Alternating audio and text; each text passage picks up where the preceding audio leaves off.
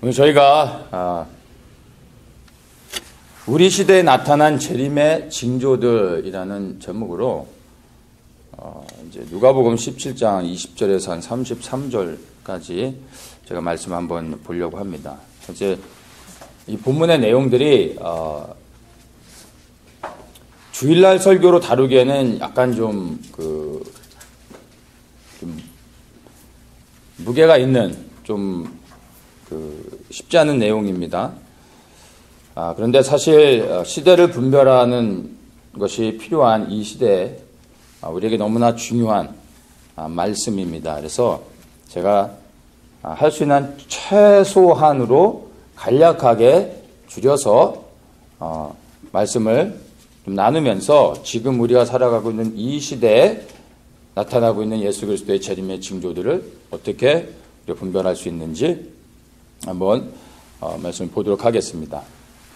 먼저 20절에서 바리새인들이 예수님께 이렇게 질문합니다. 하나님의 나라가 어느 때에 임하나이까? 이렇게 물었습니다. 그러니까 눈에 보여지는 하나님의 나라를 지금 물어보고 있습니다. 그때 예수님의 대답이 하나님의 나라는 볼 수 있게 임하는 것이 아니요 또 여기 있다 저기 있다고도 못하리니 하나님의 나라는 너희 안에 있느니라. 이렇게 말씀하십니다.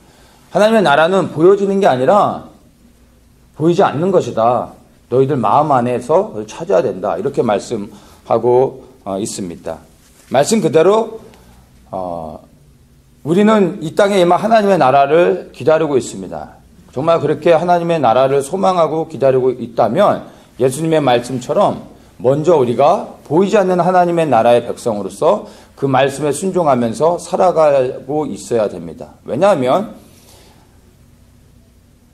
곧 있으면은 눈에 보이는 하나님의 나라가 예수 그리스도가 통치하신 하나님의 나라가 이 땅에 임할 텐데 그 나라가 임할 때 보이지 않는 하나님 나라의 백성으로 말씀에 순종하며 살아가지 않고 있었다면 보이는 하나님의 나라가 이 땅에 임할 때 그 나라의 백성으로 들어가 살 수 없게 되는 것입니다. 우리가 미국에서 미국의 시민으로 살아갈 때 마땅히 미국의 법을 지켜야 되죠. 시민이기 때문에 법을 안 지키는 것이 아니라 시민이기 때문에 법을 지켜야 되는 것입니다. 그런데 하나님의 나라가 이 땅에 임했을 때 우리가 지금 우리의 삶의 현장에서 보이지 않는 하나님 나라의 백성으로서 말씀에 순종하며 살아가고 있지 않다면 그 나라가 임했을 때 우리는 그 나라에서 거절을 당하게 되는 것입니다. 그래서 보이지 않는 하나님의 나라의 백성으로 살아가고 있지 않다면 보이는 나라, 곧 이 땅에 임한 하나님의 나라를 소망하며 살아가는 것은 의미가 없습니다. 그래서 우리가 말씀을 통해 하나님의 나라의 법에 어떻게 순종할 수 있는지를 우리가 분별하면서 그 말씀에 순종하며 살아가야 됩니다. 그런 보이지 않는 하나님의 나라의 백성으로 여러분 지금 바로 이 순간 그렇게 하나님 나라의 통치를 받으며 살아가는 여러분들 되시기를 축복합니다. 자, 그런데 여기서 예수님께서 그냥 보이지 않는 하나님의 나라에 대해서만 설명하고 끝나느냐? 그렇지 않습니다. 이제 22절에 이렇게 말씀하세요. 또 제자들에게 이르시되 때가 이르리니 너희가 인자의 날 하루를 보고자 하되 보지 못하리라. 여기서 인자의 날이라는 이제 말씀하시는데 이 인자의 날이란 곧 예수 그리스도께서 이 땅에 하나님의 나라를 가지고 내려오시는 그날을 말하는 것입니다. 곧 예수님의 재림을 말하는 것이죠. 인자의 날, 하나님의 나라가 이 땅에 임하는 그날, 바로 예수 그리스도께서 재림하시는 그날인 것입니다. 근데 이제 이 인자의 날을 설명할 때 이 본문의 내용들을 쭉 보면은 예수님이 재림하시는 그 인자의 날이 곧 심판이다라는 것을 이 본문에서 설명해 주고 있습니다. 그러니까 이제 눈에 보여지는 하나님의 나라를 우리가 소망하고 있는데 그 나라가 실제로 이 땅에 임하는 것은 이 땅에 하나님의 심판이 이루어진다라는 것입니다. 그것을 우리가 인식하고 살아가야 됩니다. 무엇보다 이 땅에 임한 하나님의 나라, 예수 그리스도의 재림을 소망하고 있는 사람들은 복된 사람이죠. 근데 단순히 그리스도께서 재림하시는 것이 소망일 뿐만 아니라 또한 두려움이 돼야 됩니다. 왜냐하면 다시 오실 예수 그리스도는 구원자로 오시는 것이 아니라 심판하고 통치하시는 분으로 오시기 때문에 그 심판주 앞에 모두가 서야 되는 것입니다. 그래서 말씀드린 것처럼 보이지 않는 하나님 나라의 백성으로 순종하며 살아가고 있는 사람에게는 심판주로 오시는 그리스도가 또한 구원자가 되시는 것입니다. 통치자가 되는 것입니다. 그런데 그 나라의 법에 순종하지 않고 살아가고 있다면 그 심판하러 오시는 예수님이 정말 두려운 심판의 주가 되셔서 정말 그 주님 앞에서 무서운 형벌을 받을 수도 있는 것입니다. 그래서 주님의 재림을 소망할 뿐만 아니라 그 재림을 두려워하면서 내가 하나님 앞에 온전한 삶을 살고 있는지 그 심판주 앞에서 이 의인이 들어가는 그 우편으로 설 수 있는지를 내 삶 속에서 분별하면서 그리고 나 자신을 점검해야 되는 것입니다. 자, 이제 24절을 보면요. 인자의 날, 즉 예수님께서 이 땅에 재림하시는 그 상황에 대해서 그 묘사를 하고 있습니다. 번개가 하늘 아래 이편에서 번듯하여 하늘 아래 저편까지 비춘같이 인자도 자기 날에 그러하리라. 예수님이 재림할 때의 상황을 설명해 주고 있는데, 우리는 흔히 예수님이 재림하실 때 멋있는 구름을 타시고 저 멀리서부터 천천히 그 음악에 맞춰서 오시는 것처럼 생각하는 경향들이 있어요. 그래서 저 하늘에 점 같은 게 보이는데 계속 보니까 점점 가까워지는데 사람 모양 같기도 하고 자세히 보니까 사람인데 예수님 같기도 하고 막 이러면서 가까이 오면서 이제 예수님이구나 이렇게 해서 예수님이 재림하시는 걸로 생각하시면 안 됩니다. 본문 그대로 한순간에 예수님이 재림하시는 겁니다. 그러니까 눈 깜짝할 사이에 번개가 반짝하고 비추는 것처럼 예수님의 재림은 순식간에 이루어지는 것입니다. 근데 순식간에 예수님이 재림하시는 순간 심판이 이루어지는 거예요. 그러니까 우리는 예수님의 재림이 이 땅에 이루어지는 순간 심판이 바로 실행이 되는 겁니다. 그래서 예수님의 재림을 소망할 때 우리가 늘 준비되어 있어야 될 것이 매일의 삶 속에서 회개하는 것입니다. 우리가 살아가고 있는 이 시대를 우리는 은혜의 시대라고 말하고 있습니다. 왜냐하면 우리는 이 땅에서 여전히 하나님을 믿고 섬기지만 죄를 짓습니다. 그래도 우리가 언제든지 다시 회개하여 돌이켜 주님 앞에 나아가면 주님이 우리의 죄를 다시 기억지 아니하시고 사하여 주시며 우리를 다시 품어 주십니다. 그렇기 때문에 우리는 은혜의 시대에 살고 있습니다. 근데 예수 그리스도께서 순식간에 이 땅에 재림하시는 그 순간 심판이 이루어지는 겁니다. 그때는 돌이켜 회개할 기회가 없어지는 것이죠. 그래서 매 순간 우리는 우리 자신을 돌아보며 순간순간에 우리의 잘못된 것들을 성령이 조명하여 주실 때 즉시로 회개하며 순식간에 임할 그리스도를 맞을 준비를 해야 되는 것입니다. 지금 당장 언제 올지 모르는 그리스도를 만날 준비를 하기 위해서는 우리가 늘 회개함으로 준비되어져 있어야 된다는 것을 말씀을 통해서 분명히 우리가 알아야 됩니다. 자, 이제 주님께서 재림하실 때 세상에 나타날 징조들에 대해서 25절부터 이제 말씀하십니다. 첫 번째, 재림하실 때 세상에 나타나는 그 징조 첫 번째입니다.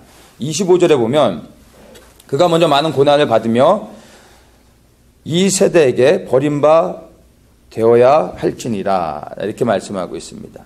이 말씀은 다 아는 것처럼 예수님께서 이 땅에서 고난을 받으시고 십자가에서 돌아가신 그 사건을 말해주고 있습니다. 그렇다면 이 본문은 이미 과거에 역사적으로 성취된 사건이기 때문에 이 본문은 이 구절은 우리에게 적용되지 않는 것일까요? 그렇지 않습니다.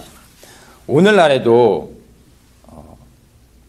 우리를 구원하신 복음이신 예수님, 바로 그분이 여전히 고난을 받고 있으며 버림받되고 있습니다. 과거에 이미 성취되어지기도 했지만 예수님의 재림의 징조를 볼 때 동일하게 25절의 말씀이 우리가 살아가고 있는 이 시대 가운데서 징조로 나타나고 있는 것입니다. 많은 곳에서 수많은 사람들에게 우리를 구원한 이 영광스러운 복음이요 거부를 당하고 있습니다. 북한 같은 곳에서는 복음이 고난을 받고 있다면 우리가 살고 있는 이 미국 같은 곳에서는 복음이 거절되고 있어요. 거부를 당하고 있는 것으로 우리가 생각할 수 있습니다. 안타까운 것은 교회 안에서도 이러한 일이 일어나고 있음을 우리가 부인할 수가 없습니다. 그래서 버림받다라는 것을요, ESV에서는 reject이라는 단어를 쓰는데, 그러니까 예수님을 거부하는 거예요. 거절하는 것입니다. 교회가 예수님을 거절한다는 게 무슨 의미일까요? 교회가 오늘날의 그 예수 그리스도의 그 온전한 복음 자체로 받아들이지 않고 있습니다. 그러니까 복음을 복음으로 여기지 않고 있는 것입니다. 그 말은 즉 복음의 일부만을 취사 선택하는 겁니다. 내가 원하는 것만을 골라서 복음으로 받아들이고 있는 것이 오늘날의 교회가 복음을 거부하고 있는 그러한 모습인 것입니다. 이 말은 예수 그리스도께서 우리의 구원자이심을 교회 모든 성도들이 다 믿습니다. 그것에 대해서 동의하지 않는 사람은 교회에 나오지 않죠. 모두가 다 예수가 우리의 구원자임을 믿습니다. 그런데 예수가 우리의 구원자이심을 믿는다면 그 우리를 구원하신 예수님이 또한 우리의 주인이 되셔서 우리의 삶을 통치하시는 우리의 왕이시라는 것을 또한 받아들일 수 있어야 됩니다. 그게 온전한 복음의 모습인 것입니다. 그런데 우리를 구원하신 그 구원의 복음만을 믿지 우리의 주인 되신 그 복음을 받아들이지 않고 있는 것입니다. 내가 원하는 것만을 취하는 거죠. 그래서 죄사함을 받았는데 여전히 죄 가운데 머물며 끊임없이 죄를 짓고 살아가고 있는 게 오늘날 교회 안에 많은 사람들의 모습인 것입니다. 예수를 구원자로만 받아들이고 그 구원하신 주님을 위해 내 삶을 들여 살아가지 않고 있기 때문에 끊임없이 죄 앞에서 넘어지고 다시 또 나아갔다 또 넘어지는 일들이 교회 안에서 일어나고 있는 것을 우리가 볼 수 있습니다. 또한 예수를 유일한 길이요 진리요 생명으로 받아들이지 않고 있습니다. 이것이 또한 교회 안에서 복음이 버림받은 거절당한 그러한 모습입니다. 예수님이 유일한 길이요 진리요 생명이라는 것을 우리는 말씀으로 믿습니다. 그런데 교회가 예수만이 구원이 아니다. 예수 외에 다른 구원의 길이 있다라고 말합니다. 교회 밖에서 그렇게 얘기한다면 우리가 굳이 이 논쟁을 할 필요는 없겠죠. 근데 이러한 이야기들이 교회 안에서 이루어지고 있다는 거예요. 그러니까 교회에서 이제는 오직 예수 외에는 구원이 없다라고 말하면 답답한 사람, 속 좁은 사람으로 이제는 외면당하는 그러한 모습이 바로 교회 안에서 일어나고 있습니다. 하나님이 가증히 여기시는 동성애 같은 것을 교회 안에서 많은 교단들이 이제 세계적인 추세라고 생각하면서 그것들을 받아들이고 있어요. 그 말씀을 거부하고 있는 모습인 것입니다. 그래서 이러한 것들을 볼 때 정말로 주 예수 그리스도의 재림이 얼마나 가까이 있는지를 알 수 있습니다.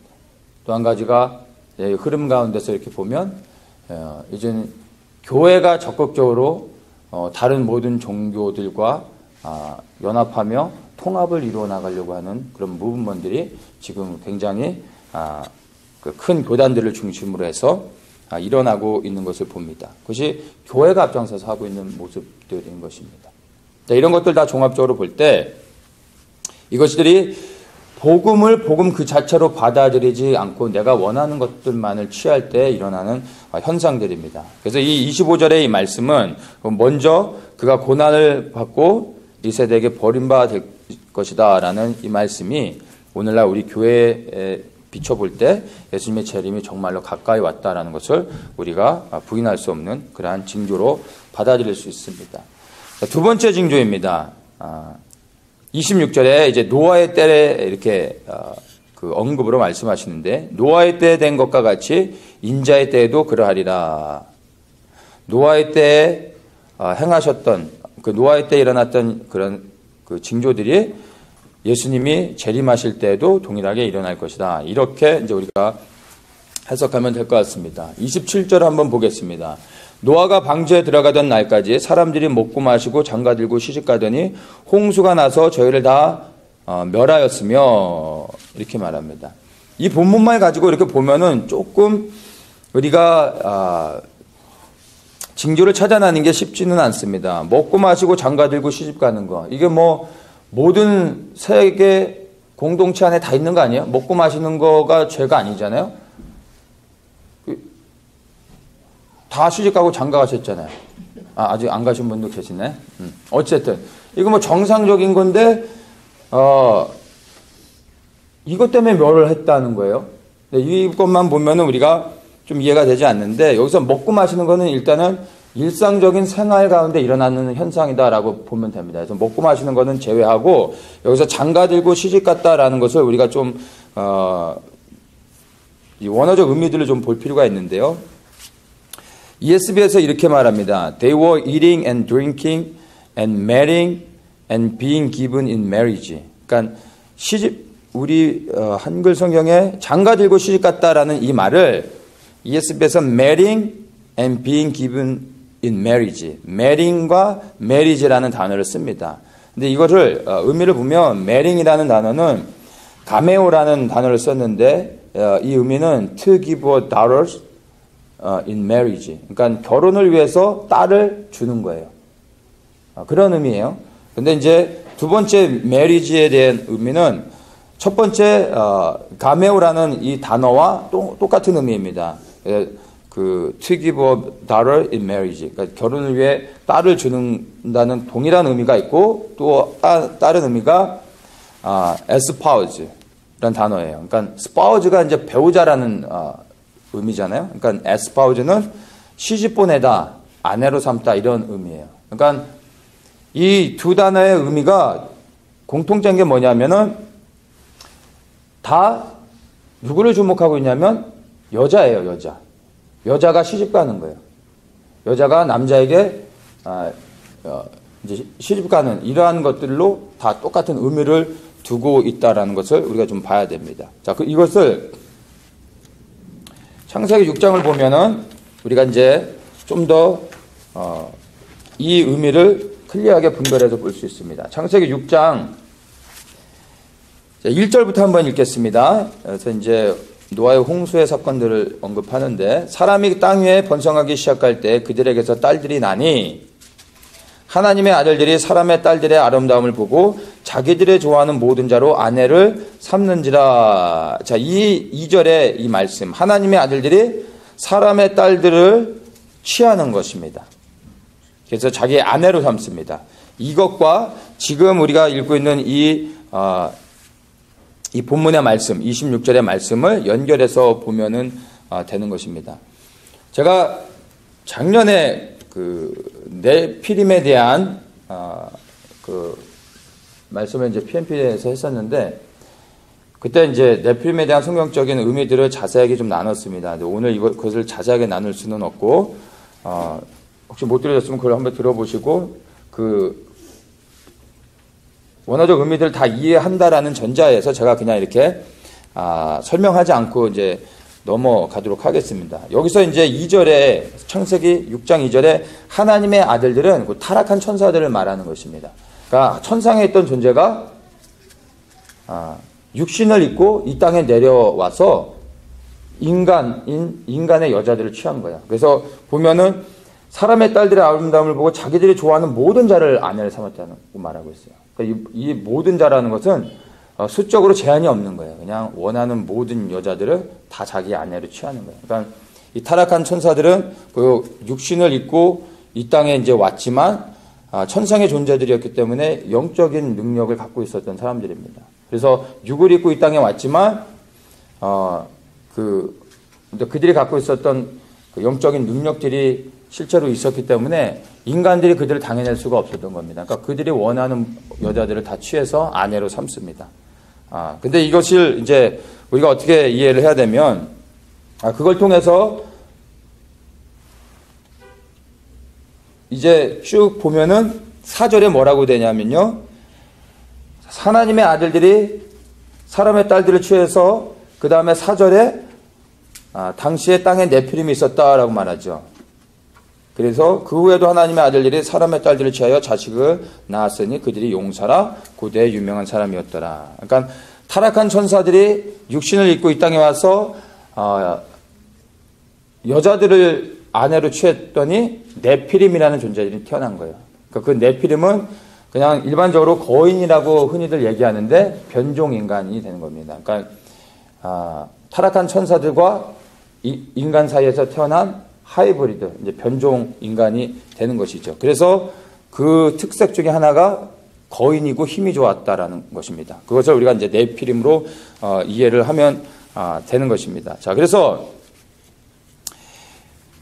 이것을 종합해 보면 노아의 때에는요, 타락한 천사들이 인간의 혈통을 더럽힌 것입니다. 원래 하나님이 창조하신 그 창조의 질서 안에서 살아가는 것이 아니라 타락한 천사들 자체가 하나님이 창조한 그 온전한 인간의 혈통이 아니죠. 근데 그 사람을 취해서 거기서 태어난 그 네피림들은 완전히 변종된 인간들이었던 것입니다. 그러면서 하나님이 창조하신 그 질서를 파괴하는 것이 하나님이 보실 때 악한 것이었었고, 또 그것이 하나님의 창조 질서를 대적함으로 인하여 실제적으로 하나님을 대적하는 사단의 계략이었던 것입니다. 그래서 더 나아가서 이들이 이제 그 사람의 아내, 여자들을 이제 딸들을 취하면서 혈통을 계속해서 더럽혀 나가는데, 그것이 의미하는 게 뭐냐면 장차 여인의 후손으로 오실 메시아의 그 혈통을 더럽히려고 했던 것입니다.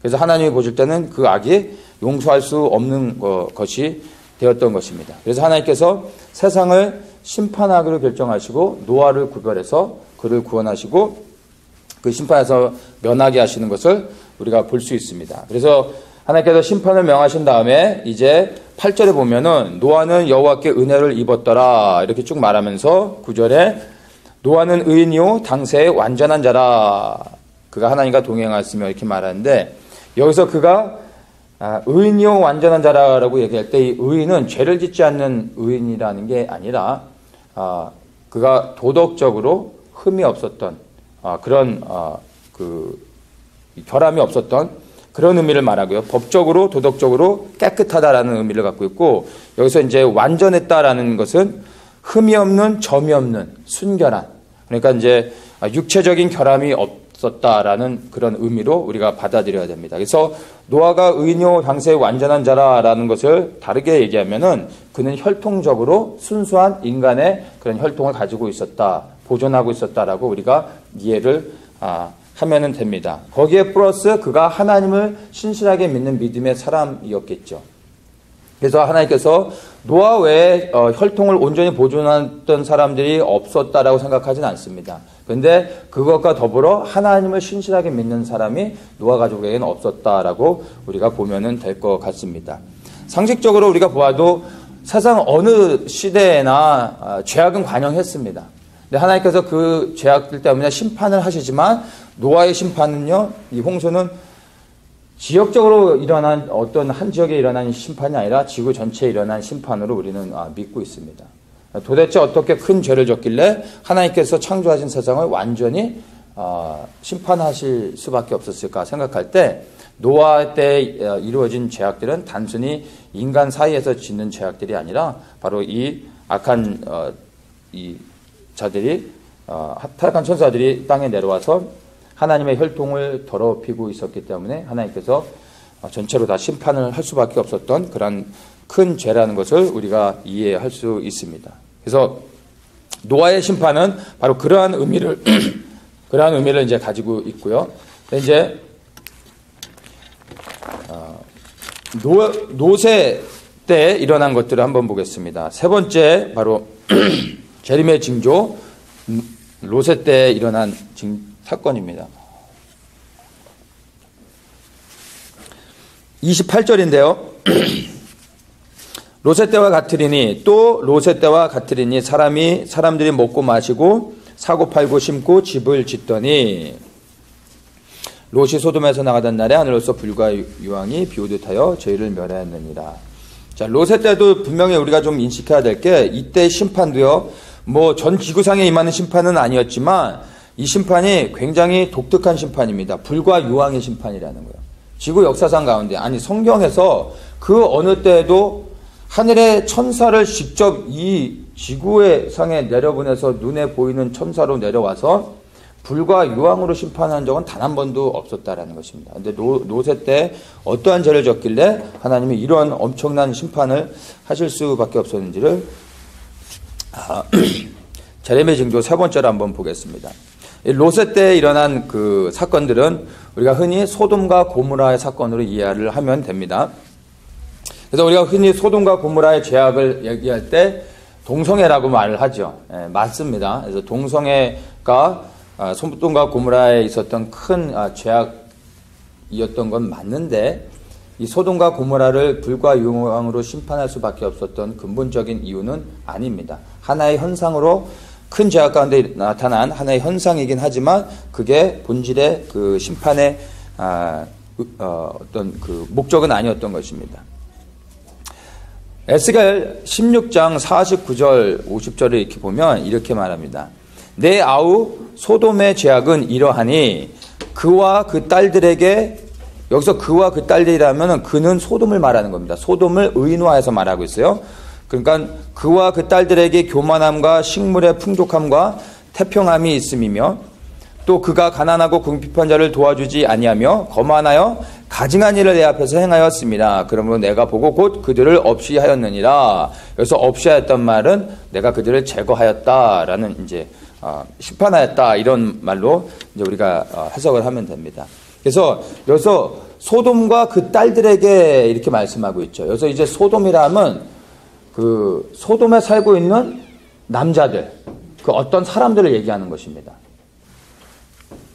그리고 여기서 쭉 보면은 가난하고 궁핍한 자를 도와주지 아니하였다, 이런 말이 나옵니다. 그래서 이것도 말 그대로 동성애가 창궐했던 것 같이 이 사람들이 하나님의 공의를 행하지 않았던 것을 우리가 볼 수 있는데, 이런 것들은 사이드예요. 본질의 어떤 하나님의 심판의 목적은 아니었습니다. 우리가 주목해야 할 것이 이거예요. 가증한 일을 내 앞에서 행하였습니다. 이거예요. 가증한 일. 이 가증한 일을 이제 그 성경의 원어적 의미를 보면 mixed marriage라는 단어를 씁니다. 그러니까 결혼을 믹스했다는 얘기인데, 이게 뭐 그 백인과 흑인이 뭐 결혼한 뭐 이런 게 아니라 지금 말씀드린 것처럼 인간과 인간이 아닌 존재가 이렇게 섞이는 거예요.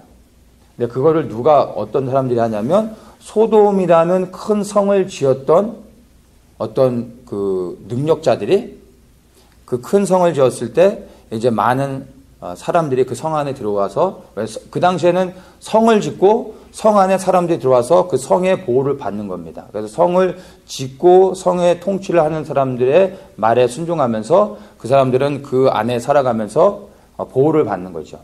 그래서 그 당시에 소돔과 고모라는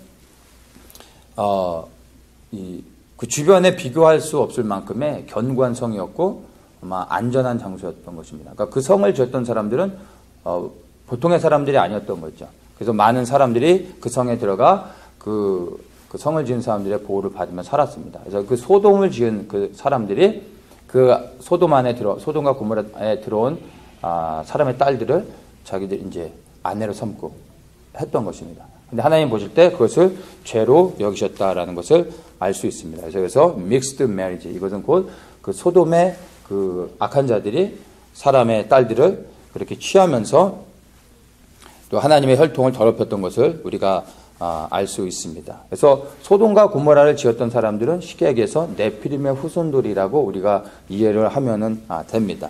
그래서 유다서 7절에 보면은 이렇게 말합니다. 소돔과 고모라와 그 이웃 도시들도 저희와 같은 모양으로 간음을 행하며 다른 색을 따라가다가 영원한 불의 형벌을 받음으로 거울이 되었느니라. 다른 색을 따라갔다고 했는데, 여기서 다르다라는 말은 변형되어졌다라는 말이거든요. 그래서 strange flesh, 변형된 육체, 이런 의미로 사용하고 있습니다. 그러니까 변형된 육체, 그러니까 인간이 아닌 어떤 존재들을 따라갔다라는 거예요. 그래서 섞이게 된 거고, 그래서 하나님의 유황과 불의 형벌을 받게 되어졌다라고 말을 하고 있습니다. 자, 그리고 여기서 이제 우리가 한 가지 더 제가 주목하고 싶은 것이 28절에 먹고 마시고 사고 팔고 심고 집을 짓더니라고 말합니다. 그래서 집을 짓는다는 것, 이것에 대해서 좀 우리가 좀 봐야 되는데요.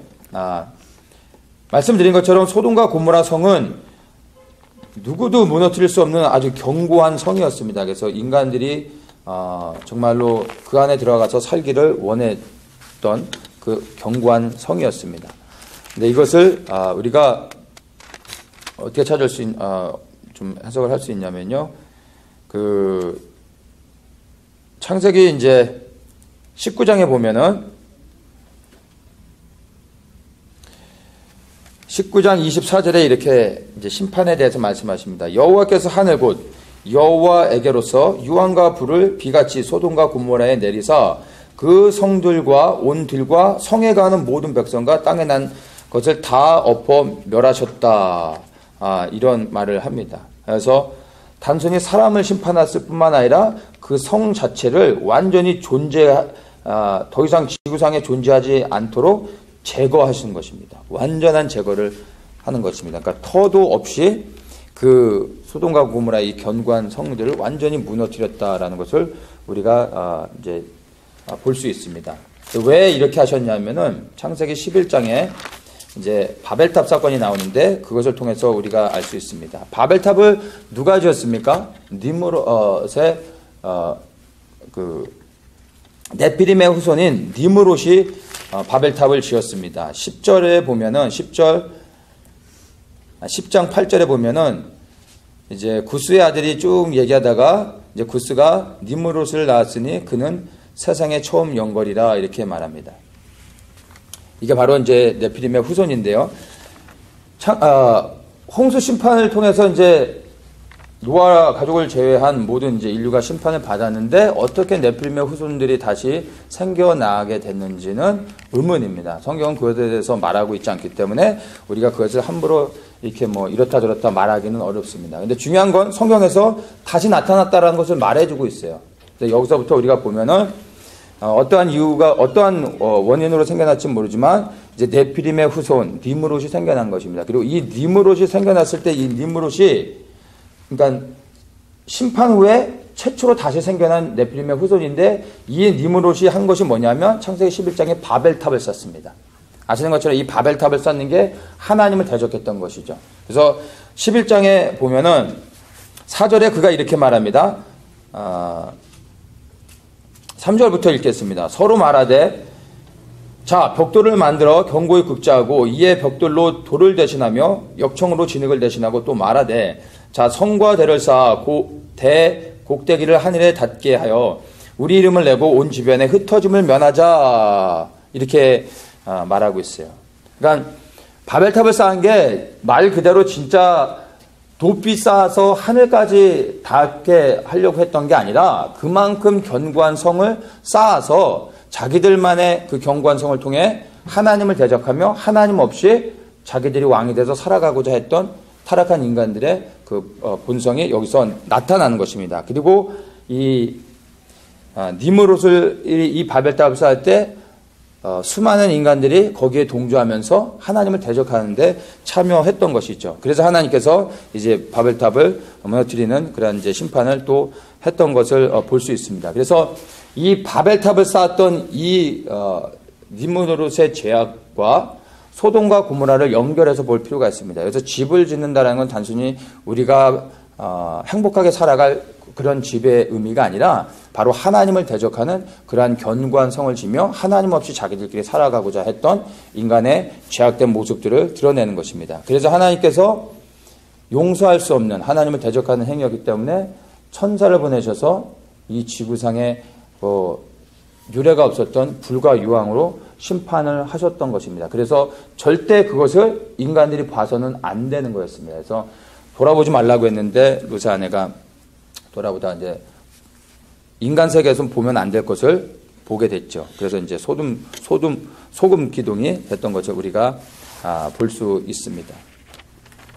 자, 그래서 이것들을 좀 종합해 보면은 노아의 때에 일어났던 그 하나님의 심판 그리고 롯의 때에 일어났던 그 심판의 의미는요 다 동일한 겁니다. 사실은. 그러니까 인간 세계 안에서 일어나는 여러 가지 죄악된 현상들도 있었지만 본질의 목적은 하나님의 이 순수한 혈통을 더럽혀서 하나님의 창조의 질서를 회방하며 하나님을 대적하며 스스로 왕이 되려고 했던 그런 모습들이었던 것입니다. 그래서 노아의 때와 롯의 때에 그 일어나는 현상들을 보면 이제 주님의 재림 때 어떠한 건지를 어떠한 현상들이 일어날지를 우리가 분별해서 볼 수 있고 지금 우리가 살아가고 있는 시대를 우리가 좀 같이 조명해 볼 필요가 있습니다. 자, 주님이 재림하실 때 어쨌든 노아의 때와 그리고 롯의 때와 같은 동일한 현상들이 일어날 거라고 우리에게 이제 말해주고 있습니다. 그러면 이제 우리가 이것을 조금 이제 해석을 해볼 필요가 있죠. 그러면 지금 우리가 살아가고 있는 시대에 또 다른 네피림의 후손들이 있는가를 살펴볼 필요가 있습니다. 근데 현재 눈에 보여주는 그런 것은 없습니다. 그래서 우리가 그것들은 가능할 수도 있어요. 앞으로 이제 마지막 때 어떤 무저경이 열리고 하나님의 이제 심판들이 시작되면은 실제 그런 일이 생길 수도 있을 것 같아요. 우리가 이제 그거는 퀘션을 가지고는 이때 지금 현재 우리 눈에 보여지는 것으로는 실제 네피림의 후손들이 나타나 있지는 않습니다. 자, 그러면은 이제 우리가 그것들은 이제 좀 접어두고 우리가 이제 우리 시대에 확인할 수 있는 예수님의 재림의 징조들, 눈에 보여지는 것들, 듣고 우리 경험하고 있는 것들을 우리가 볼 수 있습니다. 그러니까 실제적으로 이제 네피림이라는 존재들이 나타나서 또다시 인간의 혈통을 더럽히는 일들이 있을 수 있지만 지금 우리가 살아가고 있는 시대에 다른 방법으로 인간의 혈통을 더럽히는 것들을 우리가 분별해 볼 수 있어야 되는 겁니다. 먼저는 이제 유전자 변형입니다. 뭐 이거는 너무나 우리가 잘 알죠. 뭐 우리가 음식 먹는 모든 것들에 다 유전자 변형이 이루어지고 있고 이미 동물 실험을 통해서 유전자 변형은 뭐 이제 다 가능하게 됐습니다. 그래서 유럽의 어느 몇몇 나라들은 이미 인간에게 그 유전자 변형을 실험하고 이제 적용하는 것들이 법적으로 다 통과가 됐고 아시아의 나라들도 좀 그렇게 돼가고 있고 미국도 여기에 관련된 어떤 뭐랄까 이제 하나의 이제 비즈니스 인더스트리가 사이즈가 너무나 크기 때문에 미국도 법적으로 이거를 허용할 수밖에 없게 됩니다. 안 그러면 다른 나라에서 이미 의학적으로 이렇게 해서 많은 이제 돈을 벌게 되기 때문에 이게 다 허용할 수밖에 없는 상황이죠. 어쨌든 그래서 인간의 몸을 건드려서 유전자 변형은 이미 시도가 됐고 다 성공하고 있습니다. 그래서 동물의 몸에다가 이제 유전자 변형을 일으켜서 인간의 장기를 만들고 인간의 장기가 동물의 몸 안에서 이제 다 이렇게 성장이 되면 그것을 인간의 몸에 이제 넣어가지고 수술하는 그런 일들이 이미 일어나고 있고요. 그리고 이제 실제로 그냥 이제 인간에게 적용을 하는 일들이 있는 겁니다. 그래서 뭐 사고로 팔을 잃어버린 사람에게 유전자 변형을 통해서 팔이 다시 생겨날 수 있도록 하는 거죠. 뭐 이런 것들이 실제로 이제 가능합니다. 그것이 우리가 보고 있는 모습이고요. 이런 것들이 유전자 변형이 처음에는 굉장히 좋은 의도로 선한 것으로 우리에게 보여지도록 홍보합니다. 이게 생명 연장과 연관되는 거죠. 그러니까 인간들이 다 원하는 거잖아요. 장수하는 거, 오래 사는 거, 다 꿈꾸는 거잖아요.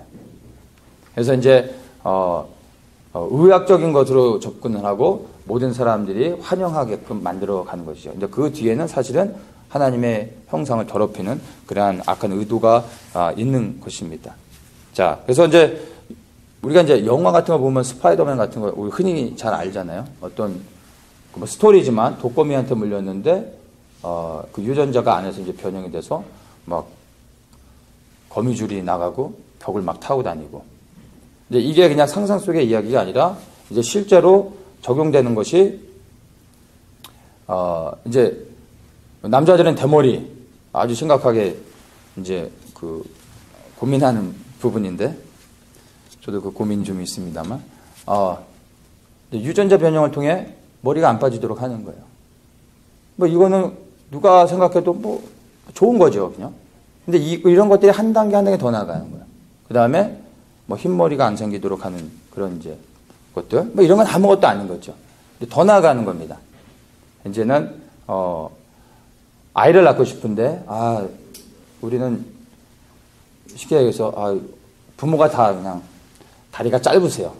우리 애들은 좀 길었으면 좋겠어요. 유전자 변형을 통해서 충분히 가능해졌습니다. 맞춤형 아기를 만들 수 있어요. 우리 애는 IQ가 160은 돼야 되고요. 뭐 머리 색깔은 어떤 걸로 했으면 좋겠고, 키는 그리고 이제 뭐 몸무게는 어느 정도고, 뭐 피부 색깔은 어느 정도로, 뭐 이런 것들을 다 맞춤형으로 이미 다 충분히 가능한 그런 그 어떤 의학적인 결과들이 있습니다. 이제 기다리고 있는 거는 이것이 이제 도덕적으로 윤리적으로 패스를 해야 되는 거예요. 이제 공동체 안에서 아직은 그게 안 되고 있기 때문에 수면으로 안 올라오고 있는 것 뿐입니다. 근데 결국엔 자 이런 것들이 하나님의 그 형상, 하나님이 창조했던 그 온전함을 더럽히고 있는 것을 우리가 알아야 됩니다. 그다음에 이제 한 가지 또 알 수 있는 게 인공지능, AI. 뭐 작년에 이제 이세돌이 그 인공지능이랑 바둑을 뒀었던 게 탑 이슈가 됐는데, 그 전에 미국에서 뭐 체스, 인공지능이 체스, 뭐 포커 이런 거는 굉장히 많았어요. 예전부터 있었던 것입니다. 그래서 이제 스스로 생각하고 판단하고 결정하는 그러한 것들이 바로 컴퓨터를 통해서 인간보다 더 이제 정확하고 이렇게 낫다라는 것이죠. 그리고 테슬라라는 자동차를 통해서 이제 무인 자동차가 이미 그냥 우리 캘리포니아에서는 하고 있어요. 놀라운 일이죠. 그리고 이제 로봇 인간들이 이제는 시판돼서 이렇게 좀 그 높은 가격에 판매되고 있고, 우리 스마트폰에도 이제는 개인 비서 시스템이 있어서 맞춤형으로 그 오너에게 맞게끔 굉장히 적절하게 변환하면서 반응하고 있는 그런 것들이 지금 우리가 접하고 있는 것입니다. 그래서 이 인공지능 이런 것들도 무엇입니까? 인간의 편리함을 위해서 우리에게 적합하도록 프로그램화 해가지고 우리를 삶에 또 풍성하도록 유익함을 주는 목적으로 지금 개발되고 있는 것입니다. 외형적으로 보여지는 건 그렇다라는 것이죠. 그리고 이제 이러한 모든 것들이 제가 볼 때 지금 이제 스마트폰에 다 이렇게 집약되고 있어요. 모든 게 다 스마트폰으로 들어오게 되는 거예요. 그래서 요즘은 집에 홈 시큐리티 시스템도 다 스마트폰으로 되게 되더라고요. 그리고 이제 그 스마트폰으로 이제 에어컨도 켜고 뭐 모든 관리를 다 하고 이렇게 돼가고 있는 것을 봅니다. 근데 이것이 이제 이렇게 가다가 우리가 알고 있는 이제 베리칩이라는 거, 현재는 이제 그 베리칩이라고 일반적으로 이제 부르고 있는 것 같아요. 이제 이게 이제 몸 안에 들어가는 어떤 전자기기죠. 이제 나중에 이름이 어떻게 바뀔지는 모르겠지만, 이제 스마트폰에서 이런 어떤 칩과 같은 전자 장비가 작은 걸로 해서 몸 안에 이제 들어가서 그런 기능들을 다 할 수 있도록 하는 것 같아요. 이제 그런 식으로 지금 바뀌어가고 있는 것들을 봅니다. 그리고 이제 몇 년 전만 해도 굉장히 어떤 획기적인 그런 뉴스였는데, 요즘은 뭐 그렇지 않은 것 같아요.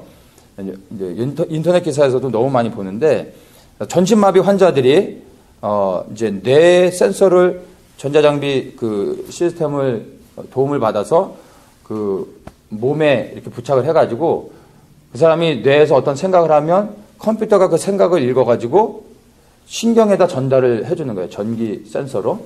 그래서 전신마비가 됐던 사람이 팔을 움직이고 일어나 걷고 하는 거예요. 그게 이제는 너무 흔해요.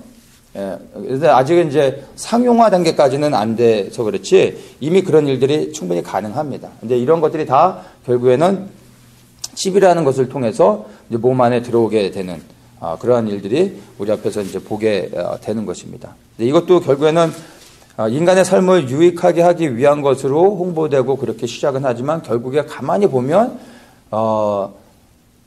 결국에는 어떤 스스로 생각하는 컴퓨터가 누구의 통제를 받을 때 인간을 통제할 수 있다라는 거죠. 생각을 읽을 뿐만 아니라 생각을 통제할 수도 있다라는 것을 우리가 인식해야 되는 것입니다. 자, 그래서 하여튼 이것이 우리 시대 가운데 우리가 분별해 볼 수 있는 부분이고요. 동성애 때문에 성에 대한 분류가 새롭게 정의가 이미 되어졌습니다. 우리는 다 알죠. 예전에는 그냥 남성, 여성이었어요. 근데 요즘은 그 젠더란에 트랜스젠더도 많이들 넣는다 그러더라고요. 그러니까 남자, 여자, 그 다음에 뭐라 해야 되죠? 트랜스젠더, 중성이라 해야 되나? 그 외에 또 트랜스젠더 말고도 여러 가지 다양한 어떤 그 성의 분류들이 또 있더라고요. 우리가 좀 일반적으로 잘 알지 못해서 그렇지. 그러니까 미국 내에서 공식화된 거는 이미 남자와 여자만 있는 게 아니라 성의 트랜스젠더도 이제는 일반적으로 포함이 되고 있습니다. 그래서 이게 이 성에 대한 그 정의가 이렇게 바뀌어졌습니다, 이미. 자, 그러면 이제 앞으로 그거는 그냥 아무것도 아니고요. 인간에 대한 정의가 새롭게 이제 정립이 될 겁니다. 그 의미들이. 그래서 인간은 무엇인가 라고 할 때 그냥 남자와 여자를 통해서 태어난 사람이 인간인 거잖아요. 쉽게 얘기하면. 근데 이제 새로운 인류가 탄생하게 되는 거죠. 거기에 대한 도덕적인, 윤리적인 그러한 이제 논의들을 좀 하고 있는 것입니다. 그게 곧 우리가 보게 될 그런 다가올 세상에서 일어날 일들인 것입니다. 그래서 앞으로는 남자와 여자를 통해서 결혼을 통해서 그 아이가 태어나는 게 아니라 그 외에 다른 방법을 통해서 이제 생명이 인간의 몸에 가진 생명이 태어날 수 있습니다.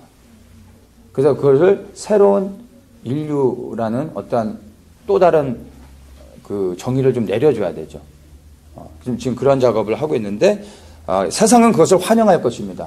쿨한 거고 멋있는 거고 자기도 그런 새로운 인류에 포함되고 싶어하는 사람들도 있을 것입니다. 그런데 하나님이 보실 때 그것은 바로 네피림의 후손들이 행했던 하나님의 혈통을 더럽히는 것과 동일하게 여기는 가증한 것이 되는 것이죠. 그래서 하나님이 심판하실 수밖에 없는 것입니다. 그래서 우리는 세상 속에서 그것들을 분별하면서 구별된 삶을 살아야 됩니다. 그래서 주님께서 재림하실 때 바로 이러한 일들, 하나님의 혈통을 더럽히는 그러한 일들이 극에 달하게 될 것입니다. 그럴 때 순식간에 하나님의 심판이 예수 그리스도의 재림을 통해서 나타나면서 그 심판들이 이루어진다는 것을 알 수 있습니다. 지금 말씀드린 이 모든 이러한 재림의 징조들, 오늘 이 본문을 통해서 우리가 봤던 본문의 이 재림의 징조들의 근본적인 원인을 가만히 보면요, 다 육을 위하는 것입니다.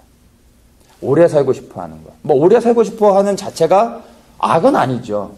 근데 하나님의 뜻을 거스리면서까지, 하나님의 섭리를 대적하면서까지 그렇게 한다는 것은 결국에는 하나님을 믿지 않는 거고, 이 육의 삶에서 이 땅에서 그냥 내가 원하는 대로 살기 원하는 그런 모습인 것을 우리가 볼 수 있습니다. 그래서 육신을 위하는 것, 곧 나를 위하는 그러한 삶을 살아가는 것을 우리가 볼 수 있습니다. 33절에 이렇게 말합니다. 무릇 자기 목숨을 보존하고자 하는 자는 잃을 것이요 잃는 자는 살리리라. 이 말씀을 우리가 이 본문 안에서 참 깊이 묵상해 볼 필요가 있습니다. 자기 목숨을 보존하는 자는 잃어버리게 된다고 말합니다. 그러나 그 목숨을 잃어버린 자는 살리리라. 이 말씀을 우리가 정말 깊이 묵상해야 됩니다. 나를 위해 살면은요, 곧 영원한 생명을 잃어버리게 되는 것입니다. 그러나 내가 죽고 내 안에 예수 그리스도가 부활하셔서 사시면 그 부활의 생명 되신 예수 그리스도로 인하여 내가 영생을 갖고 살아갈 수 있게 됩니다. 그래서 너무나 단순한 진리지만 부활의 소망 그리고 부활의 생명을 가지고 살아가는 사람들은 죽는 것을 두려워하지 않습니다. 죽음조차도 하나님의 뜻이라면 기꺼이 받아들일 수 있습니다. 왜냐하면 죽음이 끝이 아니라 그 육신을 벗을 때 영원한 부활의 몸을 입고 이제 하나님과 영원토록 살아갈 수 있다라는 믿음과 확신이 있기 때문에 기꺼이 죽음도 아멘으로 받아들일 수 있는 것입니다.